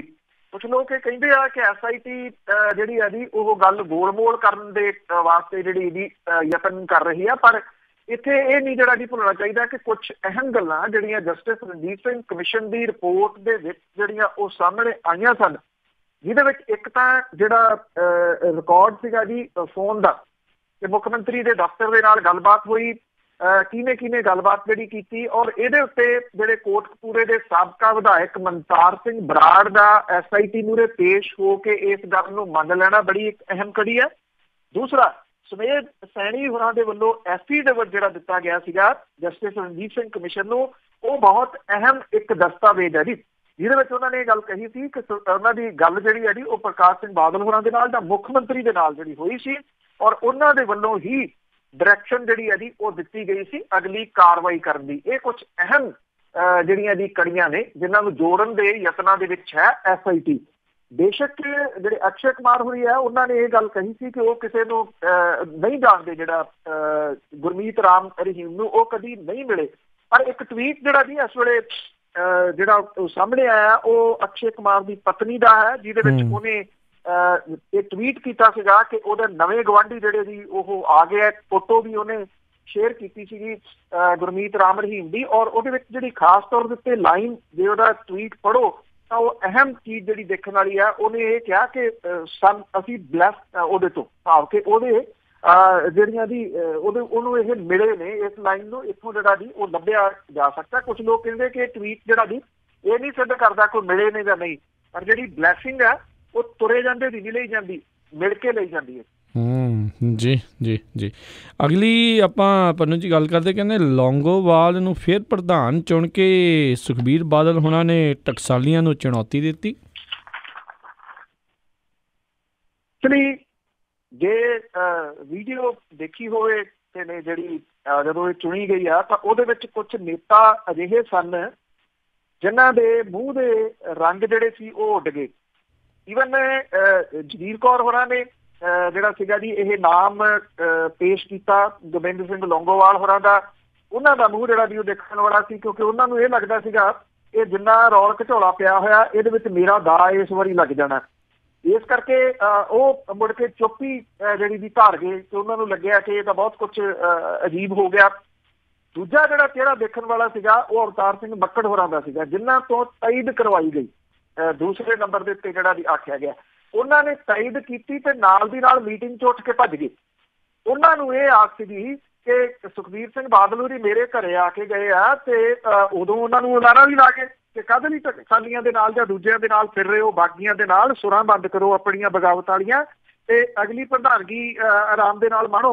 ਉਹ ਚੁੱਪ ਕਰ ਗਏ ਤੇ ਪ੍ਰਧਾਨਗੀ ਉਹਨਾਂ ਨੂੰ ਫੇਰ ਨਹੀਂ ਜਿਹੜਾ ਜੀ ਉਹ ਮਿਲੀ। ਉਹ ਚੁੱਪ ਕਰਕੇ ਮੀਟਿੰਗ ਦੇ ਵਿੱਚੋਂ ਖਿਸਕੀ ਗਏ। ਤੀਜਾ ਨਾਮ ਹੈ ਜੀ ਤੋਤਾ ਸਿੰਘ ਹੋਰਾਂ ਦਾ। ਤੋਤਾ ਸਿੰਘ ਨੂੰ ਇਹ ਲੱਗਦਾ ਸੀਗਾ ਕਿ ਜਿਹੜੀਆਂ ਗੋਟੀਆਂ ਨੇ ਉਹ ਇਸ ਕਿਸਮ ਦੀਆਂ ਚੱਲ ਰਹੀਆਂ ਨੇ। ਸੁਖਦੇਵ ਸਿੰਘ ਢੀਂਡਸਾ ਹੋਰੀ ਸਾਈਡ ਲਾਈਨ ਹੋ ਗਏ, ਮਾਝੇ ਦੇ ਬਹੁਤੇ ਆਗੂ ਜਿਹੜੇ ਸੀਗੇ ਜੀ ਉਹ ਸਾਈਡ ਲਾਈਨ ਹੋ ਗਏ, ਤੇ ਤੋਤਾ ਸਿੰਘ ਹੋਰਾਂ ਨੇ ਨਾ ਹਾਂ ਨਾ ਹੂੰ ਨਾ ਹੀਲ ਨਾ ਹੁਜਤ ਤੇ ਚੁੱਪ ਕਰਕੇ ਬੈਠੇ ਰਹੇ, ਕਿਉਂਕਿ ਉਹਨਾਂ ਨੂੰ ਇਹ ਸੀਗਾ ਕਿ ਨਵੰਬਰ ਮਹੀਨੇ ਦੇ ਵਿੱਚ ਹੋਣ ਵਾਲੀ ਇਸ ਵਾਰੀ ਸ਼੍ਰੋਮਣੀ ਗੁਰਦੁਆਰਾ ਪ੍ਰਬੰਧਕ ਕਮੇਟੀ ਦੀ ਪ੍ਰਧਾਨਗੀ ਉਹਨਾਂ ਦੇ ਵਾਸਤੇ ਤਾਂ ਵੱਟ ਤੇ ਪਈ ਹੈ। ਉਹਨਾਂ ਦਾ ਵੀ ਜਦੋਂ ਨਾਮ ਜਿਹੜਾ ਜੀ ਉਹ ਨਹੀਂ ਆਇਆ ਤਾਂ ਬੁਝੇ ਹੋਏ ਮਨ ਦੇ ਨਾਲ ਉਹ ਇਹ ਕਹਿੰਦੇ ਵੇਖੇਗਾ ਮੈਂ ਤਾਂ ਪ੍ਰਧਾਨਗੀ ਮੰਗੀ ਨਹੀਂ। ਮੰਗਣ ਦੀ ਜਿਹੜੀ ਉਹ ਜ਼ਰੂਰਤ ਨਹੀਂ ਸੀ, ਸ਼ਕਲ ਤਾਂ ਜਿਹੜੀ ਉਹ ਦੱਸ ਰਹੀ ਸੀ ਕਿ ਮੰਗੀ ਆ। ਇਹਦੇ ਨਾਲ ਨਾਲ ਸੁਖਬੀਰ ਸਿੰਘ ਬਾਦਲ ਹੋਰਾਂ ਨੇ ਗੋਬਿੰਦ ਸਿੰਘ ਲੌਂਗੋਵਾਲ ਨੂੰ ਜਿਹੜਾ ਜੀ ਦੁਬਾਰਾ ਪ੍ਰਧਾਨ ਬਣਾ ਕੇ ਜਿਹੜੇ ਟਕਸਾਲੀ ਨੇ ਉਹਨਾਂ ਦੀ ਚੁਣੌਤੀ ਨੂੰ ਬਿਲਕੁਲ ਸਾਈਡ ਲਾਈਨ ਜਿਹੜਾ ਜੀ ਇੱਕ ਕਿਸਮ ਦੇ ਨਾਲ ਕਰ ਦਿੱਤਾ। ਦੇਖੋ ਸਿਆਸਤ ਦੇ ਵਿੱਚ ਇਹਦਾ ਕੀ ਅਸਰ ਪੈਂਦਾ ਇਹ ਤਾਂ ਆਉਣ ਵਾਲੇ ਕੁਝ ਹਫ਼ਤੇ ਕੁਝ ਮਹੀਨੇ ਜਿਹੜੇ ਆ ਜੀ ਉਹ ਦੱਸ ਦੇਣਗੇ। ਮਾਝੇ ਦੇ ਆਗੂ ਅਲਵਿੰਦਰਪਾਲ ਸਿੰਘ ਪੱਖੋਕੇ ਜਿਹੜੇ ਕਿ ਰਣਜੀਤ ਸਿੰਘ ਬ੍ਰਹਮਪੁਰਾ ਉਹਨਾਂ ਦੇ ਭਾਣਜੇ ਨੇ, ਉਹਨਾਂ ਦੇ ਉੱਤੇ ਵੀ ਸੁਖਬੀਰ ਸਿੰਘ ਬਾਦਲ ਨੇ ਭਰੋਸਾ ਨਹੀਂ ਕੀਤਾ। ਪਹਿਲਾਂ ਇਹ ਕਿਹਾ ਜਾ ਰਿਹਾ ਸੀਗਾ ਕਿ ਅਲਵਿੰਦਰਪਾਲ ਸਿੰਘ ਪੱਖੋਕੇ ਹੋਰਾਂ ਨੂੰ ਪ੍ਰਧਾਨ ਜਿਹੜਾ ਜੀ ਉਹ ਬਣਾਇਆ ਜਾ ਸਕਦਾ ਹੈ, ਕਿਉਂਕਿ ਉਹਨਾਂ ਨੇ ਬ੍ਰਹਮਪੁਰਾ ਹੋਰਾਂ ਦੇ ਖਿਲਾਫ ਹੀ ਚੁਣੌਤੀ ਜਿਹੜੀ ਜੀ ਉਹ ਦੇ ਦਿੱਤੀ ਸੀ। ਔਰ ਇਹ ਕਿਹਾ ਗਿਆ ਕਿ ਉਹ ਵਰਤਿਆ ਗਿਆ, ਭਾਣਜੇ ਨੂੰ ਵਰਤ ਲਿਆ ਗਿਆ, ਮੁੜ ਕੇ ਜਿਹੜਾ ਜੀ ਵਰਤ ਕੇ ਛੱਡ ਦਿੱਤਾ ਗਿਆ। ਉਹਨੂੰ ਇਹ ਲੱਗਿਆ ਕਿ ਅਲਵਿੰਦਰਪਾਲ ਸਿੰਘ ਪੱਖੋਕੇ ਨੂੰ ਜੇ ਪ੍ਰਧਾਨਗੀ ਦੇ ਦਿੱਤੀ ਤੇ ਮੁੜ ਕੇ ਫਿਰ ਇਹ ਮਾਮੇ ਦੇ ਨਾਲ ਨਾ ਜਾ ਰਲੇ ਔਰ ਮਾਮਾ ਭਾਰਜਾ ਕੋਈ ਨਵੀਂ ਮੁਸੀਬਤ ਜਿਹੜੀ ਹੈ ਜੀ ਉਹ ਨਾ ਖੜੀ ਕਿਤੇ ਕਰ ਦੇਣ। ਸੋ ਇਹ ਜਿਹੜੇ ਹਾਲਾਤ ਸੀਗੇ ਜੀ ਇਹ ਬਾਗੀ ਜਿਹੜੇ ਅਕਾਲੀ ਨੇ ਉਹਨਾਂ ਦੇ ਰਹੇ। ਤੋਤਾ ਸਿੰਘ ਹੋਰਾਂ ਦੇ ਨਾਲ ਕਮ ਸੇ ਕਮ ਇਹ ਕਿਹਾ ਜਾ ਰਿਹਾ ਜੀ ਕਿ ਸਭ ਤੋਂ ਜ਼ਿਆਦਾ ਮਾੜੀ ਹੋਈ ਜਿਹੜੀ ਹੈ ਜੀ ਉਹ ਦੱਸੀ ਜਾ ਰਹੀ ਹੈ, ਕਿਉਂਕਿ ਉਹ ਨਾ ਤਾਂ ਜਿਹੜੇ ਸੀਗੇ ਬਾਗੀ ਸੁਰਾਂ ਅਪਣਾਉਣ ਵਾਲੇ ਉਸ ਪਾਸੇ ਜੋਗੇ ਰਹੇ ਤੇ ਨਾ ਹੀ ਜਿਹੜਾ ਜੀ ਉਹ ਅਕਾਲੀ ਦਲ ਦੇ ਨਾਲ ਹੁਣ ਖੜਨ ਜੋਗੇ ਜਿਹੜੇ ਆ ਜੀ ਉਹ ਰਹੇ ਆ। ਸੁਖਦੇਵ ਸਿੰਘ ਢੀਂਡਸਾ ਦੇ ਨਜ਼ਦੀਕੀ ਰਹੇ ਬਿੱਕਰ ਸਿੰਘ ਨੂੰ ਜੂਨੀਅਰ ਮੀਤ ਪ੍ਰਧਾਨ ਬਣਾ ਕੇ ਜਿਹੜਾ ਜੀ ਢੀਂਡਸਾ ਹੋਰਾਂ ਦੇ ਵਾਸਤੇ ਪੂਰੇ ਤਰੀਕੇ ਨਾਲ ਦਰਵਾਜ਼ੇ ਅਜੇ ਬੰਦ ਨਹੀਂ ਜਿਹੜਾ ਜੀ ਉਹ ਕੀਤੇ ਗਏ। ਇੱਕ ਛੋਟੀ ਜਿਹੀ ਖਿੜਕੀ ਜਿਹੜੀ ਆ ਜੀ ਉਹ ਖੁੱਲੀ ਰੱਖ ਲਈ ਹੈ। ਢੀਂਡਸਾ ਦੇ ਹਲਕੇ ਦੇ ਭੁਪਿੰਦਰ ਸਿੰਘ ਭਲਵਾਨ ਨੂੰ ਕਾਰਜਕਾਰਨੀ ਦੇ ਵਿੱਚ ਲੈ ਕੇ ਟੌਰਾ ਗਰੁੱਪ ਨੂੰ ਵੀ ਐਡਜਸਟ ਜਿਹੜਾ ਜੀ ਉਹ ਕਰਨ ਦੀ ਕੋਸ਼ਿਸ਼ ਕੀਤੀ ਗਈ ਆ। ਭੁਪਿੰਦਰ ਸਿੰਘ ਦਾ ਪਿਤਾ ਜਿਹੜਾ ਸੀਗਾ ਜੀ ਉਹ ਬਲੂ ਸਟਾਰ ਆਪਰੇਸ਼ਨ ਦੇ ਦੌਰਾਨ ਮਾਰਿਆ ਗਿਆ ਸੀਗਾ ਔਰ ਚੋਣਾਂ ਤੋਂ ਪਹਿਲਾਂ ਨਾਰਾਜ਼ਗੀ ਪ੍ਰਗਟ ਕਰ ਰਹੇ ਭਾਈ ਮਨਜੀਤ ਸਿੰਘ ਨੂੰ ਕਾਰਜਕਾਰਨੀ ਦੇ ਵਿੱਚ ਲੈ ਕੇ ਮੂੰਹ ਦੇ ਵਿੱਚ ਚੁੰਗਣੀ ਜਿਹੜੀ ਹੈ ਜੀ ਉਹ ਦੇ ਦਿੱਤੀ ਗਈ ਆ ਔਰ ਇਹ ਤਾਂ ਕਿ ਉਹ ਆਰਾਮ ਦੇ ਨਾਲ ਬੈਠੇ ਰਹਿਣ, ਕੁਛ ਬੋਲ ਨਾ ਸਕਣ। ਇਹ ਸਾਰੇ ਦੇ ਸਾਰੇ ਜਿਹੜੇ ਨਾਰਾਜ਼ ਨੇ ਇਹਨਾਂ ਦਾ ਫੈਸਲਾ ਜਿਹੜਾ ਜੀ ਕੀ ਹੋਊਗਾ ਇਹ ਆਉਂਦੇ ਦਿਨ ਦੱਸਣਗੇ। ਜੀ ਜੀ, ਅਗਲੀ ਜਿਹੜੀ ਗੱਲ ਕਰਦੇ ਕਹਿੰਦੇ ਫਰੀਦਕੋਟ ਦੇ ਸ਼ਾਹੀ ਪਰਿਵਾਰ ਦੀ ਜਿਹੜੀ ਜਾਇਦਾਦ ਦਾ ਮਾਮਲਾ ਆ ਇਹ ਉਲਝੂਗਾ। ਦੇਖੋ ਜੀ ਫਰੀਦਕੋਟ ਰਿਆਸਤ ਦੇ ਅਖੀਰਲੇ ਸ਼ਾਸਕ ਸੀਗੇ ਜਿਹੜੇ ਮਹਾਰਾਜਾ ਹਰਿੰਦਰ ਸਿੰਘ ਬਰਾੜ, ਉਹਦੀ ਧੀ ਦੀਪਿੰਦਰ ਕੌਰ ਮਹਿਤਾਬ ਦੀ ਮੌਤ ਤੋਂ ਬਾਅਦ ਜਿਹੜੀ ਪਿਛਲੇ ਹਫ਼ਤੇ ਹੋਈ ਆ, ਸ਼ਾਹੀ ਪਰਿਵਾਰ ਦੀ 25,000 ਕਰੋੜ ਰੁਪਏ ਦੀ ਜਾਇਦਾਦ ਦੇ ਵਾਰਸ ਦਾ ਮਾਮਲਾ ਜਿਹੜਾ ਜੀ ਉਹ ਉਲਝ ਸਕਦਾ ਹੈ। ਵਸੀਅਤ ਨੂੰ ਮਹਾਰਾਜੇ ਦੀ ਸਭ ਤੋਂ ਵੱਡੀ ਅੰਮ੍ਰਿਤ ਕੌਰ ਨੇ ਅਦਾਲਤ ਦੇ ਵਿੱਚ ਚੁਣੌਤੀ ਦਿੱਤੀ ਹੋਈ ਆ। ਉਹਨੂੰ ਮਹਾਰਾਜਾ ਹਰਿੰਦਰ ਸਿੰਘ ਬਰਾੜ ਨੇ ਵਸੀਅਤ ਦੇ ਵਿੱਚੋਂ ਬੇਦਖਲ ਕਰ ਦਿੱਤਾ ਸੀਗਾ। ਇਹ ਕਿਹਾ ਜਾਂਦਾ ਕਿ ਅਕਤੂਬਰ 1981 ਦੇ ਵਿੱਚ ਹਰਿੰਦਰ ਸਿੰਘ ਨੇ ਇਕਲੌਤੇ ਪੁੱਤ ਹਰਮਿੰਦਰ ਸਿੰਘ ਦੀ ਮੌਤ ਤੋਂ ਬਾਅਦ ਸ਼ਾਹੀ ਜਾਇਦਾਦ ਬਾਰੇ ਵਸੀਅਤ ਲਿਖੀ ਸੀ। ਵਸੀਅਤ ਦੇ ਵਿੱਚ ਵੱਡੀ ਧੀ ਅੰਮ੍ਰਿਤ ਕੌਰ ਨੂੰ ਬੇਦਖਲ ਕਰ ਦਿੱਤਾ ਸੀਗਾ ਤੇ ਪੂਰੀ ਜਾਇਦਾਦ ਦੀ ਨਿਗਰਾਨੀ ਦੇ ਵਾਸਤੇ ਮਹਾਰਾਵਲ ਖੇਵਾ ਜੀ ਟਰਸਟ ਦੀ ਸਥਾਪਨਾ ਕਰਤੀ ਸੀ। ਟਰਸਟ ਦੀ ਚੇਅਰਪਰਸਨ ਦੀਪਿੰਦਰ ਕੌਰ ਨੂੰ ਬਣਾਇਆ ਗਿਆ ਸੀ ਜਿਹੜੀ ਧੀ ਸੀਗੀ ਮਹਾਰਾਜੇ ਦੀ, ਔਰ ਛੋਟੀ ਧੀ ਮਹੀਪਿੰਦਰ ਕੌਰ ਨੂੰ ਵਾਈਸ ਚੇਅਰਪਰਸਨ ਲਾਇਆ ਗਿਆ ਸੀ। 16 ਸਾਲ ਪਹਿਲਾਂ ਮਹੀਪਿੰਦਰ ਕੌਰ ਦਾ ਦੇਹਾਂਤ ਹੋ ਗਿਆ। ਜਿਹੜਾ ਬੇਦਖਲ ਕੀਤਾ ਗਿਆ ਸੀ ਧੀ ਨੂੰ ਇਸ ਕਰਕੇ ਬੇਦਖਲ ਕੀਤਾ ਗਿਆ ਸੀਗਾ ਕਿ ਉਹਨੇ ਇਸ ਪਰਿਵਾਰ ਦੇ ਕਹੇ ਸ਼ਾਹੀ ਖਾਨਦਾਨ ਦੇ ਵਿੱਚ ਵਿਆਹ ਨਹੀਂ ਸੀ ਕਰਵਾਇਆ। 1999 ਦੇ ਵਿੱਚ ਹਰਿੰਦਰ ਸਿੰਘ ਬਰਾੜ ਦੀ ਮੌਤ ਹੋ ਗਈ। ਟਰਸਟ ਨੇ ਸ਼ਾਹੀ ਪਰਿਵਾਰ ਦੇ ਸ਼ੀਸ਼ ਮਹਿਲ ਤੇ ਰਾਜ ਮਹਿਲ ਸਣੇ ਕੁਝ ਜਿਹੜੀਆਂ ਬਿਲਡਿੰਗਾਂ ਸੀਗੀਆਂ ਉਹਨੂੰ ਪੱਕੇ ਤੌਰ ਦੇ ਉੱਤੇ ਬੰਦ ਕਰਤਾ। ਸ਼ਾਹੀ ਜਾਇਦਾਦ ਤੋਂ ਬੇਦਖਲ ਅੰਮ੍ਰਿਤ ਕੌਰ ਨੇ ਪਿਓ ਦੀ ਵਸੀਅਤ ਨੂੰ ਚੰਡੀਗੜ੍ਹ ਦੀ ਅਦਾਲਤ ਚੁਣੌਤੀ ਦੇ ਦਿੱਤੀ। ਹੇਠਲੀ ਅਦਾਲਤ ਨੇ 25 ਜੁਲਾਈ 13 ਨੂੰ ਫੈਸਲਾ ਸੁਣਾਉਂਦਿਆਂ ਸ਼ਾਹੀ ਜਾਇਦਾਦ ਨੂੰ ਦੋਵਾਂ ਧੀਆਂ ਅੰਮ੍ਰਿਤ ਕੌਰ ਤੇ ਦੀਪਿੰਦਰ ਕੌਰ ਮਹਿਤਾਬ ਨੂੰ ਸੌਂਪਣ ਦੇ ਆਦੇਸ਼ ਜਿਹੜੇ ਸੀਗੇ ਜੀ ਉਹ ਦੇ ਦਿੱਤੇ। ਐਕਚੁਅਲੀ ਕੀ ਹੈ ਕਿ ਜਿਹੜੀ ਸਾਦੇ ਇਲਾਹੀ ਜਾਇਦਾਦ ਆ ਜਿਹੜੀ ਉੱਪਰੋਂ ਪੁਰਖਿਆਂ ਤੋਂ ਆਉਂਦੀ ਆ, ਉਹਦੇ ਉੱਤੇ ਹੱਕ ਜਿਹੜਾ ਜੀ ਕਾਨੂੰਨੀ ਤੌਰ ਦੇ ਉੱਤੇ ਸਾਰੇ ਬੱਚਿਆਂ ਦਾ ਬਣਦਾ, ਚਾਹੇ ਉਹ ਬੇਦਖਲ ਹੀ ਕਿਉਂ ਨਾ ਕਰ ਦਿੱਤਾ ਗਿਆ ਹੋਵੇ। ਜੇ ਤਾਂ ਜਿਹੜੀ ਉਹਦੇ ਪਿਓ ਨੇ ਖਰੀਦੀ ਹੁੰਦੀ ਉਹਦੇ ਉੱਤੇ ਉਹਦਾ ਹੱਕ ਨਹੀਂ ਬਣਦਾ। ਇਸ ਕਾਨੂੰਨ ਦੇ ਤਹਿਤ ਸ਼ਾਇਦ ਦੋਵਾਂ ਧੀਆਂ ਜਿਹੜੀਆਂ ਸੀਗੀਆਂ ਜੀ ਉਹਨੂੰ ਇਹ ਜਾਇਦਾਦ ਤੋਂ ਵੱਢ ਦਿੱਤੀ ਗਈ। ਇਸ ਫੈਸਲੇ ਦੇ ਖਿਲਾਫ ਮਹਿਰਾਵਲ ਖੇਵਾਜੀ ਟਰੱਸਟ ਨੇ ਚੰਡੀਗੜ੍ਹ ਦੀ ਸੈਸ਼ਨ ਅਦਾਲਤ ਦੇ ਵਿੱਚ ਅਪੀਲ ਕੀਤੀ ਔਰ ਡਿਸਟ੍ਰਿਕਟ ਅਦਾਲਤ ਨੇ 5 ਫਰਵਰੀ 18 ਨੂੰ ਅਪੀਲ ਖਾਰਜ ਕਰਦਿਆਂ ਹੋਇਆ ਹੇਠਲੀ ਅਦਾਲਤ ਦੇ ਫੈਸਲੇ ਤੇ ਮੋਹਰ ਲਾਤੀ। ਹੁਣ ਇਹ ਮਾਮਲਾ ਪੰਜਾਬ ਹਰਿਆਣਾ ਹਾਈ ਕੋਰਟ ਦੇ ਵਿੱਚ ਸੁਣਵਾਈ ਅਧੀਨ ਹੈ, ਕਿਉਂਕਿ ਜਿਹੜੀ ਦੀਪਿੰਦਰ ਕੌਰ ਹੈ ਜੀ ਉਹਦੀ ਵੀ ਡੈਥ ਹੋ ਗਈ। ਹੁਣ ਇਹਦੇ ਵਿੱਚੋਂ ਬਚੀ ਇੱਕ ਉਹ ਸੀ ਜਿਹਨੂੰ ਬੇਦਖਲ ਕਰਤਾ ਸੀਗਾ ਜੀ ਜਿਹੜਾ ਰਾਜੇ ਨੇ। ਉਹ ਉਸ ਜਾਇਦਾਦ ਦਾ ਹੁਣ ਜਿਹੜਾ ਜੀ ਉਹ ਕੀ ਬਣਦਾ। ਦੇਖੋ ਜਾਇਦਾਦ ਕਿੰਨੀ ਆ, 25,000 ਕਰੋੜ ਰੁਪਏ ਦੀ। ਕਿੱਥੇ ਕਿੱਥੇ ਆ? 1,000 ਕਰੋੜ ਰੁਪਏ ਦਾ ਸੋਨਾ ਤੇ ਕੀਮਤੀ ਸਟੈਂਡਰਡ ਚਾਰਟਰਡ ਬੈਂਕ ਮੁੰਬਈ ਦੇ ਵਿੱਚ ਆ ਜੀ। ਨਵੀਂ ਦਿੱਲੀ ਦੇ ਵਿੱਚ 2 ਕੋਪਰਨਿਕਸ ਮਾਰਟ ਤੇ ਇੱਕ ਬਹੁਤ ਵੱਡਾ ਫਰੀਦਕੋਟ ਹਾਊਸ 1500 ਕਰੋੜ ਰੁਪਏ ਦਾ ਇਹ ਉਹ ਸਥਿਤ ਹੈ ਜੀ। ਫਰੀਦਕੋਟ ਦੇ ਵਿੱਚ ਰਾਜ ਮਹਿਲ, ਕਿਲ੍ਹਾ ਮੁਬਾਰਕ, ਰਾਇਲ ਸਮੇਤ ਵਿੰਟੇਜ ਕਾਰਾਂ ਨੇ ਜੀ। ਫਰੀਦਕੋਟ ਦੇ ਵਿੱਚ 200 ਏਕੜ ਦੇ ਵਿੱਚ ਫੈਲਿਆ ਏਰੋਡਰੋਮ ਹੈ। ਚੰਡੀਗੜ੍ਹ ਦੇ ਮਨੀ ਮਾਜਰਾ ਕਿਲ੍ਹੇ ਦੇ ਵਿੱਚ ਕਰੀਬ 250 ਕਰੋੜ ਰੁਪਏ ਦੀ ਇਹ ਜਾਇਦਾਦ ਹੈ। ਅੰਬਾਲਾ, ਹਿਸਾਰ, ਗੁੜਗਾਉਂ, ਸ਼ਿਮਲਾ, ਦਿੱਲੀ ਤੇ ਹੈਦਰਾਬਾਦ ਦੇ ਵਿੱਚ ਵੀ ਜਿਹੜੀ ਜਾਇਦਾਦ ਹੈ ਜਿਹੜੀ ਕੁੱਲ ਮਿਲਾ ਕੇ ਕੋਈ 25,000 ਕਰੋੜ ਰੁਪਏ ਦੀ ਬਣਦੀ ਹੈ। ਜੀ ਜੀ ਜੀ। ਅਗਲੀ ਗੱਲ ਕਰਦੇ, ਕਹਿੰਦੇ ਨਿਸ਼ਾਨ ਸਿੰਘ ਦੀ ਜਾਇਦਾਦ 91 ਲੱਖ ਵਿੱਚ ਨਿਲਾਮ ਹੋਈ। ਉਹਦੇ ਪੰਜਾਬ ਹਰਿਆਣਾ ਹਾਈ ਕੋਰਟ ਦੇ ਹੁਕਮਾਂ ਦੇ ਉੱਤੇ ਕਿਸੇ ਸਮੇਂ ਬਹੁਤ ਵੱਡੀਆਂ ਸੁਰਖੀਆਂ ਬਣਿਆ। ਫਰੀਦਕੋਟ ਦਾ ਅਗਵਾ ਕਾਂਡ, ਉਹ ਪੀੜਤ ਕੁੜੀ ਤੇ ਉਹਦੇ ਮਾਪਿਆਂ ਨੂੰ 90 ਲੱਖ ਰੁਪਏ ਦਾ ਮੁਆਵਜ਼ਾ ਦਿਵਾਉਣ ਦੇ ਵਾਸਤੇ ਮਾਲ ਵਿਭਾਗ ਫਰੀਦਕੋਟ ਨੇ ਇਸ ਕਾਂਡ ਦੇ ਮੁੱਖ ਦੋਸ਼ੀ ਨਿਸ਼ਾਨ ਸਿੰਘ ਦੀ 4 ਕਿੱਲੇ ਸ਼ਹਿਰੀ ਜ਼ਮੀਨ 91 ਲੱਖ ਰੁਪਏ ਦੇ ਵਿੱਚ ਨਿਲਾਮ ਜਿਹੜੀ ਹੈ ਜੀ ਉਹ ਕਰ ਦਿੱਤੀ ਹੈ। ਜੇਲ੍ਹ ਦੇ ਵਿੱਚ ਹੋਣ ਦੇ ਬਾਵਜੂਦ ਨਿਸ਼ਾਨ ਦੀ ਦਹਿਸ਼ਤ ਅਜੇ ਵੀ ਬਰਕਰਾਰ ਹੈ। ਕਿਸੇ ਪ੍ਰਾਈਵੇਟ ਬੰਦੇ ਨੇ ਜ਼ਮੀਨ ਨਾਮੀ ਦੀ ਬੋਲੀ ਨਹੀਂ ਦਿੱਤੀ। ਬਾਅਦ ਦੇ ਵਿੱਚ ਇਹ ਜ਼ਮੀਨ ਰੈੱਡ ਕਰਾਸ ਨੇ ਜਿਹੜੀ ਜੀ ਉਹ ਖਰੀਦ ਲਈ। ਫਰੀਦਕੋਟ ਦੇ ਡਿਪਟੀ ਕਮਿਸ਼ਨਰ ਰੈੱਡ ਕਰਾਸ ਦੇ ਵੀ ਚੇਅਰਮੈਨ ਨੇ। ਰੈੱਡ ਕਰਾਸ ਨੇ 4 ਕਿੱਲੇ ਜ਼ਮੀਨ ਦੀ ਬੋਲੀ ਆਪਣੇ ਹੱਕ ਦੇ ਵਿੱਚ ਜਿਹੜੀ ਜੀ ਉਹ ਟੁੱਟਣ ਤੋਂ ਬਾਅਦ 25 ਲੱਖ ਰੁਪਏ ਜਮ੍ਹਾਂ ਕਰਾਤੇ ਤੇ ਬਾਕੀ ਰਕਮ ਜਿਹੜੀ ਅਗਲੇ 3 ਦਿਨਾਂ ਦੇ ਵਿੱਚ ਜਮ੍ਹਾਂ ਜਿਹੜੀ ਉਹ ਕਰਾਈ ਜਾਊਗੀ। ਹਾਈ ਕੋਰਟ ਦੇ ਹੁਕਮਾਂ ਦੇ ਅਨੁਸਾਰ ਡਿਪਟੀ ਕਮਿਸ਼ਨਰ ਫਰੀਦਕੋਟ ਨੇ 29 ਨਵੰਬਰ ਤੋਂ ਪਹਿਲਾਂ ਇਹ ਜਾਇਦਾਦ ਨਿਲਾਮ ਕਰਕੇ 90 ਲੱਖ ਰੁਪਏ ਪੀੜਤ ਕੁੜੀ ਤੇ ਉਹਦੇ ਮਾਂ-ਪਿਓ ਨੂੰ ਦੇਣੇ ਸੀਗੇ ਤੇ ਇਹਦੀ ਲਿਖਤੀ ਰਿਪੋਰਟ ਹਾਈ ਕੋਰਟ ਦੇ ਵਿੱਚ ਸੌਂਪਣੀ ਸੀ। ਜਿਹੜੀ ਪਿਛਲੀ ਤਰੀਕ ਸੀਗੀ ਉਹਦੇ ਵਿੱਚ ਜਿਨ੍ਹਾਂ ਨੇ ਨਿਲਾਮ ਕਰਨੀ ਸੀ ਉਹ ਕੁਝ ਆਫੀਸਰ ਜਿਹੜੇ ਜੀ ਉਹ ਛੁੱਟੀ ਤੇ ਚਲੇ ਗਏ ਅੱਧਿਓਂ ਵੱਧ। ਇਹ ਵੀ ਕਿਹਾ ਗਿਆ ਕਿ ਇਹ ਦਹਿਸ਼ਤ ਸੀਗੀ ਉਹਦੀ ਨਿਸ਼ਾਨ ਦੀ, ਜਿਹੜਾ ਕਿ ਇਸ ਕੁੜੀ ਨੂੰ ਅਗਵਾ ਕਰਕੇ ਜਿਹੜਾ ਲਗਿਆ ਸੀਗਾ, ਜਿਹਦੇ ਕਰਕੇ ਇਹ ਤਰੀਕ ਜਿਹੜੀ ਸੀ ਉਹ ਅੱਗੇ ਪੈ ਗਈ। ਔਰ ਜਿਹੜੀ ਪੀੜਤ ਕੁੜੀ ਸੀ ਉਹਦੇ ਪਿਓ ਦੇ ਉੱਤੇ ਵੀ ਮਾਮਲਾ ਕੁਝ ਹਫ਼ਤੇ ਪਹਿਲਾਂ ਜਬਰ ਜਨਾਹ ਦਾ ਜਿਹੜਾ ਜੀ ਉਹ ਦਰਜ ਕੀਤਾ ਗਿਆ। ਇੱਕ ਜਿਹੜਾ ਨੌਕਰ ਨਿਸ਼ਾਨ ਹੋਰਾਂ ਦਾ ਹੈ ਨੇਪਾਲੀ, ਉਹਦੀ ਕੁੜੀ ਦੇ ਵੱਲੋਂ ਜਿਹੜਾ ਜੀ ਇਹ ਮਾਮਲਾ ਦਰਜ ਕਰਾਇਆ ਗਿਆ। ਇਹ ਕਿਹਾ ਗਿਆ ਕਿ ਇਹ ਜਿਹੜੀ ਨਿਲਾਮੀ ਸੀ ਇਹਨੂੰ ਰੋਕਣ ਦੇ ਵਾਸਤੇ ਉਹਦੇ ਪਿਓ ਨੂੰ ਇਸ ਕੇਸ ਦੇ ਵਿੱਚ ਉਲਝਾਇਆ ਗਿਆ। ਉਹ ਵੱਖਰੀ ਜਗ੍ਹਾ ਦੇ ਉੱਤੇ ਆ ਜੀ। ਅਦਾਲਤ ਆਪਣੀ ਜਗ੍ਹਾ ਤੇ ਕਾਇਮ ਹੈ ਕਿ ਇਹ ਪੈਸੇ ਜਿਹੜੇ ਆ ਜੀ ਇਹ ਪੀੜਤ ਪਰਿਵਾਰ ਨੂੰ ਜਮ੍ਹਾਂ ਜਿਹੜੇ ਜੀ ਉਹ ਕਰਵਾਉਣੇ ਪੈਣੇ ਆ। ਤੁਸੀਂ ਹਾਲਾਤ ਦੇਖੋ ਕਿ ਅੱਜ ਵੀ ਉੱਥੇ ਕੋਈ ਬੋਲੀ ਜਿਹੜੀ ਹੈ ਜੀ ਉਹ ਦੇਣ ਦੇ ਵਾਸਤੇ ਤਿਆਰ ਨਹੀਂ ਸੀ ਇਸ ਨਿਸ਼ਾਨ ਦੀ ਜ਼ਮੀਨ ਦੇ ਉੱਤੇ। ਔਰ ਤੁਹਾਨੂੰ ਇਹ ਵੀ ਯਾਦ ਹੋਣਾ ਜਦੋਂ ਇਹ ਅਗਵਾ ਕਾਂਡ ਵਾਪਰਿਆ ਸੀਗਾ, ਚਰਚਿਤ ਪੁਲਿਸ ਆਫਿਸਰ ਜਿਹੜਾ ਬਰਗਾੜੀ ਵਾਲੇ ਮਾਮਲੇ ਦੇ ਵਿੱਚ ਵੀ ਜਿਹੜਾ ਜੀ ਉਹ ਚਰਚਿਤ ਹੈ, ਉਹਨੇ ਫੋਟੋਆਂ ਤੱਕ ਜਿਹੜੀਆਂ ਜੀ ਇਸ ਲੜਕੀ ਦੀਆਂ ਜਾਰੀ ਕਰਤੀਆਂ ਸੀਗੀਆਂ ਵੀ ਉਹਨੇ ਤਾਂ ਵਿਆਹ ਕਰਾ ਲਿਆ, ਇਹ ਜਾਣਦਿਆਂ ਹੋਇਆ ਕਿ ਉਹ ਲੜਕੀ ਜਿਹੜੀ ਆ ਉਹ ਨਾਬਾਲਗ ਆ ਤੇ ਨਾਬਾਲਗ ਕਿਸੇ ਜਿਹੜਾ ਵਿਅਕਤੀ ਹੁੰਦਾ ਲੜਕਾ ਤੇ ਲੜਕੀ ਉਹਦੀ ਇਉਂ ਫੋਟੋ ਜਿਹੜੀ ਆ ਉਹ ਜਾਰੀ ਨਹੀਂ ਕੀਤੀ ਜਾ ਸਕਦੀ। ਪਰ ਪੁਲਿਸ ਉਦੋਂ ਜਿਹੜਾ ਸਾਥ ਸੀ ਇਹਦਾ ਨਿਸ਼ਾਨ ਦਾ ਦਿੰਦੀ ਰਹੀ। ਇਹ ਤਾਂ ਫਰੀਦਕੋਟ ਦੇ ਵਿੱਚ ਬਣੀ ਸੰਘਰਸ਼ ਕਮੇਟੀ ਸੀ, ਖਾਸ ਤੌਰ ਦੇ ਉੱਤੇ ਮਿਸਟਰ ਸੇਖੋਂ ਸਾਹਿਬ ਜਿਹੜੇ ਨੇ ਉਹਨਾਂ ਦੀ ਔਰ ਉਹਨਾਂ ਦੇ ਸਾਥੀਆਂ ਦੀ ਇਹ ਕੋਸ਼ਿਸ਼ ਸੀ ਕਿ ਉਹ ਲਗਾਤਾਰ ਸੰਘਰਸ਼ ਕਰਦੇ ਰਹੇ ਤੇ ਇਸ ਕੇਸ ਨੂੰ ਕਿਸੇ ਤਣ ਪੱਤਣ ਲਾਇਆ। ਜੀ ਜੀ ਜੀ।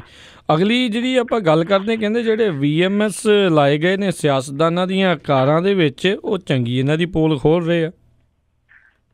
ਦੇਖੋ ਜੀ, ਇਹ ਵਹੀਕਲ ਮੈਨੇਜਮੈਂਟ ਸਿਸਟਮ ਹੈ ਪੰਜਾਬ ਦੇ ਵਿੱਤ ਵਿਭਾਗ ਦੇ ਵੱਲੋਂ। ਸਰਕਾਰੀ ਜਿਹੜੇ ਵਹੀਕਲ ਨੇ ਉਹਦੀ ਦੁਰਵਰਤੋਂ ਰੋਕਣ ਦੇ ਵਾਸਤੇ ਜਿਹੜੇ ਆ ਜੀ ਇਹ ਲਾਏ ਗਏ ਆ। ਇਹਨੇ ਸੂਬੇ ਦੇ ਸਿਆਸਤਦਾਨ ਤੇ ਅਫਸਰ ਜਿਹੜੇ ਆ ਉਹਨਾਂ ਦੀ ਹਾਲਤ ਜਿਹੜੀ ਹੈ ਜੀ ਉਹ ਕਸੂਤੀ ਬਣਾਤੀ ਹੈ। ਜਿਹੜਾ ਫਾਈਨੈਂਸ ਡਿਪਾਰਟਮੈਂਟ ਹੈ ਜੀ ਉਹਦੇ ਵੱਲੋਂ ਤਿਆਰ ਇਹ ਜਿਹੜਾ ਸੌਫਟਵੇਅਰ ਹੈ, ਇਹ ਇੱਕ ਨਵੀਂ ਜਿਹੜੀ ਉਹ ਤਕਨੀਕ ਹੈ, ਇਹਦੇ ਨਾਲ ਵਹੀਕਲ ਦੀ ਜਿਹੜੀ ਦੁਰਵਰਤੋਂ ਆ ਉਹਦੇ ਮਾਮਲੇ ਸਾਹਮਣੇ ਆਉਣ ਲੱਗੇ ਆ। ਸੁਰੱਖਿਆ ਦੇ ਨਾਂ ਦੇ ਉੱਤੇ ਦਿੱਤੇ ਗਏ ਜਿਹੜੇ ਵਹੀਕਲ ਨੇ ਉਹ ਸਰਕਾਰੀ ਖਜ਼ਾਨੇ ਦੇ ਵਿੱਚ ਖੁੱਲ੍ਹਾ ਤੇਲ ਫੂਕਣ ਵਾਲੇ ਜਿਹੜੇ ਆ ਉਹਨਾਂ ਨੂੰ ਜੇਬਾਂ ਹੌਲੀਆਂ ਕਰਨੀਆਂ ਪੈ ਰਹੀਆਂ ਨੇ। ਇਹ ਕਿਹਾ ਜਾ ਰਿਹਾ ਜੀ ਕਿ ਕਾਂਗਰਸ ਦੇ 2 ਸੰਸਦ ਮੈਂਬਰ, ਇੱਕ ਸਾਬਕਾ ਮੁੱਖ ਮੰਤਰੀ, ਅੱਧੀ ਦਰਜਨ ਦੇ ਕਰੀਬੀ ਪੁਲਿਸ ਅਧਿਕਾਰੀ ਤੇ ਕਈ ਸਿਵਲ ਅਧਿਕਾਰੀਆਂ ਦੇ ਵੱਲੋਂ ਸਰਕਾਰੀ ਖਜ਼ਾਨੇ ਵਿੱਚੋਂ ਤੇਲ ਵੱਧ ਫੂਕਣ ਦਾ ਮਾਮਲਾ ਸਾਹਮਣੇ ਆਉਣ ਤੋਂ ਬਾਅਦ ਇਹਨਾਂ ਸਿਆਸਤਦਾਨਾਂ ਤੇ ਅਫਸਰਾਂ ਦੀ ਹਾਲਤ ਜਿਹੜੀ ਹੈ ਜੀ ਉਹ ਕਸੂਤੀ ਬਣ ਗਈ ਹੈ। ਸੱਤਾ ਦੇ ਸੁੱਖ ਦੇ ਨਾਲ ਸਰਕਾਰੀ ਖਜ਼ਾਨੇ ਦੇ ਵਿੱਚੋਂ ਕਾਰ ਸੇਵਾ ਦਾ ਆਨੰਦ ਮਾਣ ਰਿਹਾ, ਔਰ ਇਹਨਾਂ ਲੋਕਾਂ ਨੇ ਖੁੱਲੀ ਖੇਡ ਖੇਡਣ ਦੇ ਵਾਸਤੇ ਸਰਕਾਰ ਤੱਕ ਪਹੁੰਚ ਵੀ ਕੀਤੀ ਆ। ਉਧਰ ਜਿਹੜਾ ਇਹ ਫਾਈਨੈਂਸ ਡਿਪਾਰਟਮੈਂਟ ਹੈ ਜੀ ਉਹਦੇ ਸੀਨੀਅਰ ਅਧਿਕਾਰੀ ਜਿਹੜੇ ਉਹ ਕਹਿੰਦੇ ਆ ਕਿ ਇਹ ਜਿਹੜੀ ਨਵੀਂ ਤਕਨੀਕ ਹੈ ਇਹ ਸਰਕਾਰੀ ਵਹੀਕਲ ਦੀ ਦੁਰਵਰਤੋਂ ਰੋਕਣ ਦੇ ਵਾਸਤੇ ਕੀਤੀ ਗਈ ਹੈ, ਨਾ ਕਿ ਕਿਸੇ ਵਿਸ਼ੇਸ਼ ਜਿਹੜਾ ਜੀ ਵਿਭਾਗ ਦੇ ਵਾਸਤੇ। ਜਿਹੜੇ ਸਰਕਾਰ ਦੇ ਸੀਨੀਅਰ ਆਫੀਸਰ ਆ ਜੀ ਉਹ ਮੰਨਦੇ ਆ ਕਿ ਸਰਕਾਰ ਦੇ ਵਿੱਚ ਡਰਾਈਵਰਾਂ, ਤੇਲ ਵੇਚਣ ਵਾਲਿਆਂ, ਅਫਸਰਾਂ ਦੇ ਦਰਮਿਆਨ ਇੱਕ ਗੱਠਜੋੜ ਬਣਿਆ ਹੋਇਆ, ਔਰ ਇਹ ਗੱਠਜੋੜ ਤੇਲ ਤੇ ਵਹੀਕਲ ਦੀ ਮੁਰੰਮਤ ਦੇ ਫਰਜ਼ੀ ਬਿੱਲ ਤਿਆਰ ਕਰਕੇ ਖਜ਼ਾਨੇ ਨੂੰ ਚੂਨਾ ਲਾਉਂਦਾ। ਦੇਖੋ ਕਿੱਥੋਂ ਇਹ ਲੋਕ ਜਿਹੜੇ ਆ ਜੀ ਉਹ ਲੋਕਾਂ ਦੇ ਪੈਸੇ ਦੇ ਉੱਤੇ ਲੁੱਟ ਜਿਹੜੀ ਆ ਜੀ ਉਹ ਕਰਦੇ ਆ। ਇਹਦਾ ਕੋਈ ਡੇਟਾਬੇਸ ਨਹੀਂ ਗਾ ਜੀ, ਔਰ ਸਰਕਾਰੀ ਪੈਸੇ ਦੀ ਦੁਰਵਰਤੋਂ ਰੋਕਣ ਦੇ ਵਾਸਤੇ ਇਹ VMS ਜਿਹੜੇ ਆ ਜੀ ਉਹ ਲਾਏ ਗਏ ਆ।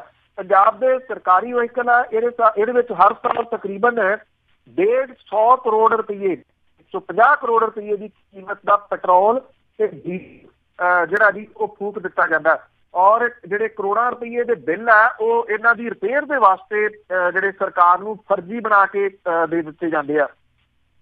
ਸਰਫਾ ਕਰਨ ਦੇ ਚੁੱਕੇ ਗਏ ਇਹਨਾਂ ਕਦਮਾਂ ਦੇ ਵਿੱਚ VMS ਜਿਹੜਾ ਜੀ ਉਹ ਲਾਗੂ ਕੀਤਾ ਗਿਆ ਸੀਗਾ। ਇਹਦੇ ਤੋਂ ਬਾਅਦ ਹੁਣ ਤੱਕ ਤਕਰੀਬਨ 10,000 ਵਹੀਕਲ ਨੇ ਜਿਨ੍ਹਾਂ ਨੂੰ ਇਹਦੇ ਨਾਲ ਜੋੜਿਆ ਜਾ ਚੁੱਕਿਆ। ਨਿਗਮਾਂ ਤੇ ਬੋਰਡਾਂ ਦੇ ਵਹੀਕਲ ਹਾਲ ਦੀ ਘੜੀ ਇਹਦੇ ਘੇਰੇ ਤੋਂ ਬਾਹਰ ਨੇ। ਪੰਜਾਬ ਪੁਲਿਸ ਦੇ 6,000 ਦੇ ਕਰੀਬ ਜਿਹੜੇ ਵਹੀਕਲ ਨੇ ਉਹ ਇਹਦੇ ਨਾਲ ਜੁੜ ਚੁੱਕੇ ਹੋਏ ਨੇ, ਔਰ ਇਹਦੇ ਨਾਲ ਅਫਸਰ, ਸਿਆਸਤਦਾਨ ਤੇ ਧਰਮ ਦੇ ਠੇਕੇਦਾਰਾਂ ਦੇ ਵਾਸਤੇ ਪਰੇਸ਼ਾਨੀਆਂ ਜਿਹੜੀਆਂ ਉਹ ਖੜੀਆਂ ਹੋ ਗਈਆਂ ਤੇ ਆਉਣ ਵਾਲੇ ਦਿਨਾਂ ਦੇ ਵਿੱਚ ਹੋਰ ਵੀ ਖੜੀਆਂ ਹੋ ਸਕਦੀਆਂ ਨੇ। ਜੀ ਅਗਲੀ ਜਿਹੜੀ ਆਪਾਂ ਗੱਲ ਕਰਦੇ ਹਾਂ ਪੰਨੂ ਜੀ, ਵੀ ਕਹਿੰਦੇ 3 ਡੇਰਾ ਪ੍ਰੇਮੀਆਂ ਨੇ ਜਿਹੜਾ ਗੁਨਾਹ ਨੂੰ ਕਬੂਲਿਆ ਹੈ ਅਦਾਲਤ ਵਿੱਚ। ਬਿਲਕੁਲ ਜੀ, ਇਹ ਪਿੰਡ ਮਲਕੇ ਦੇ ਵਿੱਚ 3 ਸਾਲ ਪਹਿਲਾਂ ਗੁਰੂ ਗ੍ਰੰਥ ਸਾਹਿਬ ਦੀ ਕੀਤੀ ਗਈ ਬੇਅਦਬੀ ਦੇ ਮਾਮਲੇ ਦੇ ਸੰਬੰਧੀ ਬਾਘਾ ਪੁਰਾਣਾ ਦੀ ਜੁਡੀਸ਼ੀਅਲ ਮੈਜਿਸਟ੍ਰੇਟ ਦੀ ਅਦਾਲਤ ਦੇ ਵਿੱਚ ਸਰਸਾ ਦੀ ਰਾਜ ਪੱਧਰੀ 45 ਮੈਂਬਰੀ ਕਮੇਟੀ ਦੇ ਆਗੂ ਪ੍ਰਿਥੀ ਸਿੰਘ ਸਣੇ 3 ਡੇਰਾ ਪ੍ਰੇਮੀਆਂ ਨੇ 164 ਦੇ ਤਹਿਤ ਜਿਹੜੇ ਜੀ ਉਹ ਬਿਆਨ ਦਰਜ ਕਰਾਏ ਆ ਤੇ ਆਪਣੇ ਗੁਨਾਹ ਜਿਹੜਾ ਜੀ ਉਹ ਕਬੂਲਿਆ। 164 ਦੇ ਜਿਹੜੇ ਬਿਆਨ ਆ ਜੀ ਇਹ ਜੱਜ ਦੇ ਸਾਹਮਣੇ ਹੁੰਦੇ ਆ, ਔਰ ਇਹਨਾਂ ਨੂੰ ਜਿਹੜਾ ਸੀਗਾ ਜੀ ਜੇਲ੍ਹ ਚੋਂ ਲਿਆ ਕੇ ਇੱਥੇ ਅਦਾਲਤ ਦੇ ਵਿੱਚ ਪੇਸ਼ ਕੀਤਾ ਗਿਆ। ਬਾਘੇ ਪੁਰਾਣੇ ਦੀ ਅਦਾਲਤ ਦੇ ਵਿੱਚ ਡੇਰਾ ਸਰਸਾ ਦੀ ਰਾਜ ਪੱਧਰੀ 45 ਮੈਂਬਰੀ ਕਮੇਟੀ ਦੇ ਆਗੂ ਪ੍ਰਿਥੀ ਸਿੰਘ ਤੋਂ ਇਲਾਵਾ ਮਿੱਠੂ ਸਿੰਘ, ਅਮਰਦੀਪ ਸਿੰਘ ਜਿਹੜਾ ਕਿ ਪਿੰਡ ਮਲਕੇ ਦਾ ਰਹਿਣ ਵਾਲਾ ਤੇ ਗੁਰੂ ਗ੍ਰੰਥ ਸਾਹਿਬ ਦੇ ਇਹ ਦੱਸਿਆ ਗਿਆ ਕਿ ਇਸ ਬੇਅਦਬੀ ਮਾਮਲੇ ਦੇ ਵਿੱਚ ਜਿਹੜੀ ਸਿੱਟ ਬਣੀ ਹੈ ਰਣਦੀਪ ਸਿੰਘ ਰਖੜਾ ਹੋਰਾਂ ਦੀ ਨਿਗਰਾਨੀ ਦੇ ਹੇਠ, ਉਹਨੇ ਡੇਰਾ ਸਿਰਸਾ ਦੀ ਰਾਜ ਪੱਧਰੀ 45 ਮੈਂਬਰੀ ਕਮੇਟੀ ਦੇ ਆਗੂ ਪ੍ਰਿਥੀ ਸਿੰਘ ਦੀ ਤਫਤੀਸ਼ ਤੋਂ ਬਾਅਦ ਪਿੰਡ ਮਲਕੇ ਦੇ ਵਿੱਚ ਗੁਰੂ ਗ੍ਰੰਥ ਸਾਹਿਬ ਦੀ ਬੇਅਦਬੀ ਕਾਂਡ ਦੇ ਵਿੱਚ ਮਿੱਠੂ ਸਿੰਘ, ਅਮਰਦੀਪ ਸਿੰਘ ਦੋਨਾਂ ਨੂੰ ਮਲਕੇ ਤੋਂ ਗ੍ਰਿਫਤਾਰ ਜਿਹੜਾ ਜੀ ਉਹ ਕੀਤਾ ਸੀਗਾ। ਪੁਲਿਸ ਆਫੀਸਰ ਨੇ ਜਿਹੜਾ ਦੱਸਿਆ ਜੀ ਕਿ ਦੂਜੇ ਜਿਹੜੇ ਡੇਰਾ ਸ਼ਰਧਾਲੂ ਆ ਉਹਨਾਂ ਦੀ ਪਛਾਣ ਵੀ ਕੀਤੀ ਗਈ ਆ। ਦਵਿੰਦਰ ਸਿੰਘ ਤੇ ਸੁਖਨਾਮ ਸਿੰਘ ਦੇ ਅਦਾਲਤ ਚੋਂ ਗ੍ਰਿਫਤਾਰੀ ਵਾਰੰਟ ਵੀ ਜਿਹੜੇ ਜੀ ਉਹ ਹਾਸਲ ਕੀਤੇ ਗਏ ਆ। ਅਜੇ ਤੱਕ ਇਹ ਗ੍ਰਿਫਤਾਰ ਨਹੀਂ ਹੋਏ। SIT ਦੇ ਜਿਹੜੇ ਅਫਸਰ ਆ ਉਹਨਾਂ ਦੇ ਮੁਤਾਬਕ 7 ਜੂਨ ਨੂੰ ਹਿਮਾਚਲ ਪ੍ਰਦੇਸ਼ ਦੇ ਪਾਲਮਪੁਰ ਤੋਂ ਗ੍ਰਿਫਤਾਰ ਡੇਰੇ ਦੀ ਰਾਜ ਪੱਧਰੀ ਕਮੇਟੀ ਦੇ ਮੈਂਬਰ ਤੇ ਕੋਟਕਪੂਰਾ ਦੇ ਵਸਨੀਕ ਮਹਿੰਦਰਪਾਲ ਬਿੱਟੂ ਨੇ ਤਫਤੀਸ਼ ਦੇ ਦੌਰਾਨ ਮੰਨਿਆ ਸੀਗਾ ਕਿ ਉਹਨੂੰ ਡੇਰਾ ਮੁਖੀ ਦੇ PA ਤੋਂ ਇਹ ਹਦਾਇਤਾਂ ਮਿਲੀਆਂ ਸੀਗੀਆਂ, ਔਰ ਉਹਨੇ ਦੱਸਿਆ ਸੀਗਾ ਕਿ ਮਹਿੰਦਰਪਾਲ ਬਿੱਟੂ ਨੇ ਬੇਅਦਬੀ ਘਟਨਾਵਾਂ 'ਚ ਸ਼ਮੂਲੀਅਤ ਹੋਣ ਬਾਰੇ ਮੋਗਾ ਦੀ ਅਦਾਲਤ ਦੇ ਵਿੱਚ 20 ਜੂਨ ਨੂੰ ਆਪਣਾ ਗੁਨਾਹ ਕਬੂਲ ਕਰਦਿਆਂ ਹੋਇਆ 164 ਦੇ ਤਹਿਤ ਬਿਆਨ ਦਰਜ ਕਰਵਾਏ ਸੀ। ਪਰ ਇੱਥੇ ਜਿਹੜਾ ਜੀ ਇੱਕ ਅਹਿਮ ਪੱਖ ਇਹ ਆ ਜਿਹੜਾ ਮਹਿੰਦਰਪਾਲ ਬਿੱਟੂ ਵਾਲਾ, ਕਿ ਜਦੋਂ ਉਹਦਾ ਮਾਮਲਾ CBI ਨੂੰ ਸੌਂਪ ਦਿੱਤਾ ਗਿਆ 60 ਦਿਨ ਦੇ ਵਿੱਚ ਚਲਾਨ ਪੇਸ਼ ਕਰਨਾ ਹੁੰਦਾ ਜੀ। CBI ਨੇ ਇਸ ਮਾਮਲੇ ਦੇ ਵਿੱਚ ਲਾਈਨ ਵੀ ਜਿਹੜੀ ਹੈ ਜੀ ਉਹ ਅੱਗੇ ਨਹੀਂ ਤੋਰੀ, ਇੱਕ ਸਿੰਗਲ ਵੀ। ਉਹਨਾਂ ਨੇ ਚਲਾਨ ਪੇਸ਼ ਨਹੀਂ ਕੀਤਾ। ਮਹਿੰਦਰਪਾਲ ਬਿੱਟੂ ਤੇ ਉਹਦੇ ਸਾਥੀ ਜਿਹੜੇ ਸੀਗੇ ਜੀ ਉਹ ਮੋਹਾਲੀ ਦੀ ਵਿਸ਼ੇਸ਼ ਅਦਾਲਤ ਜਿਹੜੀ CBI ਦੀ ਆ ਉਹਦੇ ਵਿੱਚੋਂ ਜ਼ਮਾਨਤ ਲੈ ਗਏ ਸੀ ਇਸ ਮਸਲੇ ਦੇ ਉੱਤੇ। ਹੁਣ ਸਵਾਲ ਤਕਨੀਕੀ ਤੌਰ ਦੇ ਉੱਤੇ ਇਹਦੇ ਨਾਲ ਜਿਹੜਾ ਜੀ ਉਹ ਜੁੜਿਆ ਹੈ। 164 ਦੇ ਤਹਿਤ ਉਹਨਾਂ ਨੇ ਜਿਹੜਾ ਜੀ ਬਿਆਨ ਦਰਜ ਕਰਵਾ ਦਿੱਤੇ। ਜੇ ਇਹ ਵੀ ਮਾਮਲਾ ਅੱਗੇ CBI ਨੂੰ ਦੇ ਦਿੱਤਾ ਜਾਂਦਾ ਤੇ ਇਹਦਾ ਵੀ ਹਸ਼ਰ ਉਹੀ ਹੋਣਾ ਜੋ ਮਹਿੰਦਰਪਾਲ ਬਿੱਟੂ ਹੋਰਾਂ ਵਾਲਾ ਜਿਹੜਾ ਜੀ ਉਹ ਹੋਇਆ, ਜੋ CBI ਨੇ ਕੀਤਾ, ਜਿਹਦੇ ਕਰਕੇ ਜਿਹੜੇ ਬਹੁਤੇ ਆ ਉਹ ਇਹੀ ਮੰਗ ਕਰਦੇ ਆ ਕਿ CBI ਨੂੰ ਇਹ ਜਿਹੜਾ ਜੀ ਉਹ ਕੇਸ ਦੇ ਦਿਓ। ਜੇ CBI ਨੂੰ ਨਹੀਂ ਦਿੱਤਾ ਜਾਂਦਾ, SIT ਜਿਹੜੀ ਆ ਉਹ 60 ਦਿਨਾਂ ਦੇ ਵਿੱਚ ਚਲਾਨ ਜਿਹੜਾ ਉਹ ਪੇਸ਼ ਕਰਦੀ ਆ, ਤਾਂ ਇਹ ਮਾਮਲਾ ਜਿਹੜਾ ਜੀ ਉਹ ਅੱਗੇ ਤੁਰ ਸਕਦਾ ਹੈ। ਨਹੀਂ ਤਾਂ ਮਹਿੰਦਰਪਾਲ ਬਿੱਟੂ ਵਾਲਾ ਹਾਲ ਹੀ ਇਹਦਾ ਜਿਹੜਾ ਜੀ ਉਹ ਹੋ ਸਕਦਾ ਹੈ। ਜੀ ਜੀ। ਅਗਲੀ ਗੱਲ ਕਰੀਏ, ਕਹਿੰਦੇ ਕੋਲਿਆਂ ਵਾਲੀ ਦੇ ਘਰੇ ਵਿਜੀਲੈਂਸ ਦਾ ਛਾਪਾ, ਭਗੌੜਾ ਕਰਾਰ ਦੇਣ ਦੀ ਤਿਆਰੀ। ਇਹ ਜਿਹੜਾ ਜੀ ਬਾਦਲਾਂ ਦੇ ਖਾਸਮ ਖਾਸ ਮੰਨੇ ਜਾਂਦੇ ਸਾਬਕਾ ਚੇਅਰਮੈਨ ਦਿਆਲ ਸਿੰਘ ਕੋਲਿਆਂਵਾਲੀ ਦੇ ਉੱਤੇ ਸ਼ਿਕੰਜਾ ਜਿਹੜਾ ਜੀ ਉਹ ਕੱਸਣਾ ਸ਼ੁਰੂ ਹੋਇਆ ਹੈ। ਵਿਜੀਲੈਂਸ ਨੇ ਕੋਲਿਆਂਵਾਲੀ ਨੂੰ ਭਗੌੜਾ ਕਰਾਰ ਦੇਣ ਦੇ ਵਾਸਤੇ ਜਿਹੜੀ ਜੀ ਉਹ ਪ੍ਰਕਿਰਿਆ ਸ਼ੁਰੂ ਕਰਤੀ ਹੈ। ਸਾਬਕਾ ਚੇਅਰਮੈਨ ਦੀ ਜਾਇਦਾਦ ਦੀ ਪੈਮਾਇਸ਼ ਵੀ ਜਿਹੜੀ ਹੈ ਜੀ ਉਹ ਸ਼ੁਰੂ ਕੀਤੀ ਗਈ ਹੈ। ਅਦਾਲਤੀ ਹੁਕਮਾਂ ਤੋਂ ਬਾਅਦ ਵਿਜੀਲੈਂਸ ਨੇ ਕੋਲਿਆਂਵਾਲੀ ਦੇ ਪਿੰਡ ਉਹਦੀ ਜੱਦੀ ਰਿਹਾਇਸ਼ ਦੇ ਉੱਤੇ ਨੋਟਿਸ ਲਾ ਦਿੱਤਾ ਜੀ, ਜਿਹਨੂੰ ਚਿਸ਼ਤੀ ਕਰਨਾ ਕਹਿੰਦੇ ਆ, ਔਰ ਕੋਲਿਆਂਵਾਲੀ ਦੇ ਪੇਸ਼ ਨਾ ਹੋਣ ਦੀ ਸੂਰਤ ਦੇ ਵਿੱਚ ਅਦਾਲਤ ਉਹਨੂੰ ਭਗੌੜਾ ਕਰਾਰ ਜਿਹੜਾ ਜੀ ਉਹ ਦੇਊਗੀ। ਵਿਜੀਲੈਂਸ ਰੇਂਜ ਬਠਿੰਡਾ ਦੇ SSP ਦੀ ਅਗਵਾਈ ਦੇ ਵਿੱਚ ਜਿਹੜੀ ਸੀ ਉਹ ਟੀਮ ਚੰਡੀਗੜ੍ਹ ਤੋਂ, ਜਿਹਦੇ ਵਿੱਚ ਅਧਿਕਾਰੀ ਵੀ ਸ਼ਾਮਲ ਸੀ, ਉਹਨਾਂ ਨੇ ਕੋਲਿਆਂਵਾਲੀ ਦੇ ਸਾਬਕਾ ਚੇਅਰਮੈਨ ਦੀ ਕੋਠੀ ਦੀ ਪੈਮਾਇਸ਼ ਜਿਹੜੀ ਜੀ ਉਹ ਕਰਨ ਦੇ ਵਾਸਤੇ ਪਹੁੰਚੇ। ਕੋਠੀ ਦਾ ਰਿਹਾਇਸ਼ੀ ਹਿੱਸਾ ਬੰਦ ਸੀਗਾ, ਜਿਹਦੇ ਕਰਕੇ ਬਾਕੀ ਕੋਠੀ ਦੇ ਕਰੀਬ 60% ਹਿੱਸੇ ਦੀ ਪੈਮਾਇਸ਼ ਹੀ ਜਿਹੜੀ ਜਾ ਸਕੀ ਜੀ। ਬਾਕੀ ਅਜੇ ਜਿਹੜੀ ਉਹ ਰਹਿੰਦੀ, ਔਰ ਪਿੰਡ ਦੇ ਕੁਝ ਬਹੁਤਵਾਰ ਲੋਕ ਵੀ ਇੱਥੇ ਨਾਲ ਜਿਹੜਾ ਜੀ ਉਹ ਲਏ ਗਏ। ਕੋਲਿਆਂਵਾਲੀ ਦੀਆਂ ਬਾਕੀ ਜਿਹੜੀਆਂ ਜਾਇਦਾਦਾਂ ਨੇ ਉਹਨਾਂ ਦੀ ਪੈਮਾਇਸ਼ ਵੀ ਅਜੇ ਜਿਹੜੀ ਜੀ ਉਹ ਕੀਤੀ ਜਾਣੀ ਹੈ। ਵਿਜੀਲੈਂਸ ਦੇ ਵੱਲੋਂ ਮੁਹਾਲੀ ਦੇ ਵਿੱਚ ਸਾਬਕਾ ਚੇਅਰਮੈਨ ਕੋਲਿਆਂਵਾਲੀ ਦੇ ਖਿਲਾਫ 30 ਜੂਨ 18 ਨੂੰ ਵਸੀਲਿਆਂ ਤੋਂ ਵੱਧ ਜਾਇਦਾਦ ਬਣਾਉਣ ਦੇ ਦੋਸ਼ਾਂ ਦੇ ਹੇਠ ਜਿਹੜਾ ਜੀ ਉਹ ਕੇਸ ਦਰਜ ਕੀਤਾ ਗਿਆ ਸੀਗਾ, ਔਰ ਹਾਈਕੋਰਟ ਨੇ 20 ਅਗਸਤ 18 ਨੂੰ ਕੋਲਿਆਂਵਾਲੀ ਦੀ ਜ਼ਮਾਨਤ ਦੀ ਅਰਜ਼ੀ ਜਿਹੜੀ ਉਹ ਰੱਦ ਕਰਤੀ ਸੀ। ਉਦੋਂ ਤੋਂ ਕੋਲਿਆਂਵਾਲੀ ਜਿਹੜਾ ਜੀ ਉਹ ਰੂਪੋਸ਼ ਹੈ। ਜਿਹੜਾ ਦਿਆਲ ਸਿੰਘ ਕੋਲਿਆਂਵਾਲੀ ਹੈ ਜੀ, ਇਹ ਪ੍ਰਕਾਸ਼ ਸਿੰਘ ਬਾਦਲ ਔਰ ਬਾਦਲ ਪਰਿਵਾਰ ਦੇ ਵਾਸਤੇ ਸੰਕਟ ਮੋਚਕ ਦੇ ਤੌਰ ਦੇ ਉੱਤੇ ਜਿਹੜਾ ਜੀ ਉਹ ਜਾਣਿਆ ਜਾਂਦਾ ਹੈ। ਕਿਹਾ ਜਾਂਦਾ ਕਿ ਜਿੱਥੇ ਕਹਾਣੀ ਸਾਰੀ ਜਿਹੜੀ ਜੀ ਉਹ ਖਤਮ ਹੋ ਜਾਂਦੀ ਹੈ, ਕੋਈ ਗੱਲਬਾਤ ਨਹੀਂ ਆਉਂਦੀ, ਤੇ ਫਿਰ ਦੂਜੀ ਕਾਰਵਾਈ ਦੀ ਜ਼ਰੂਰਤ ਪੈਂਦੀ ਹੈ। ਉੱਥੇ ਕੋਲਿਆਂਵਾਲੀ ਨੂੰ ਜਿਹੜਾ ਜੀ ਉਹ ਸੱਦਿਆ ਜਾਂਦਾ ਸੀਗਾ, ਔਰ ਉੱਥੇ ਆ ਕੇ ਉਹ ਆਪਣਾ ਬਣਦਾ ਰੋਲ ਵੀ ਪਿਛਲੇ ਸਮੇਂ ਦੇ ਦੌਰਾਨ ਨਿਭਾਉਂਦਾ ਰਿਹਾ। ਜੀ ਜੀ ਜੀ। ਪੰਨੂ ਜੀ, ਬਹੁਤ ਬਹੁਤ ਤੁਹਾਡਾ ਧੰਨਵਾਦ ਕਰਦੇ ਹਾਂ, ਤੁਸੀਂ ਸਾਡੇ ਨਾਲ ਜੁੜੇ ਇਹਨਾਂ ਖਬਰਾਂ ਬਾਰੇ ਸਾਨੂੰ ਜਾਣਕਾਰੀਆਂ ਦਿੱਤੀਆਂ। ਅਗਲੀ ਵਾਰ ਤੱਕ ਲਈ ਮਿਹਰਬਾਨੀ, ਪਿਆਰ ਭਰੀ ਸਤਿ ਸ਼੍ਰੀ ਅਕਾਲ ਜੀ। ਮਿਹਰਬਾਨੀ ਜੀ, ਧੰਨਵਾਦ ਜੀ, ਸਤਿ ਸ਼੍ਰੀ ਅਕਾਲ। ਤੇ ਸਰੋਤਿਓ, ਇੱਥੇ ਸਾਡਾ ਅੱਜ ਦਾ ਇਹ ਪ੍ਰੋਗਰਾਮ ਸਮਾਪਤ ਹੈ। ਮਿਲਾਂਗੇ ਅਗਲੀ ਵਾਰ। ਮੇਰੇ ਵੱਲੋਂ ਵੀ ਪਿਆਰ ਭਰੀ ਨਿੱਘੀ ਸਤਿ ਸ਼੍ਰੀ ਅਕਾਲ ਜੀ। ਉਹਦੇ ਵਾਸਤੇ ਰਹੋ, ਹੱਸਦੇ ਖੇਲਦੇ ਰਹੋ, ਸੁਣਦੇ ਰਹੋ ਪੰਜਾਬੀ ਰੇਡੀਓ USA।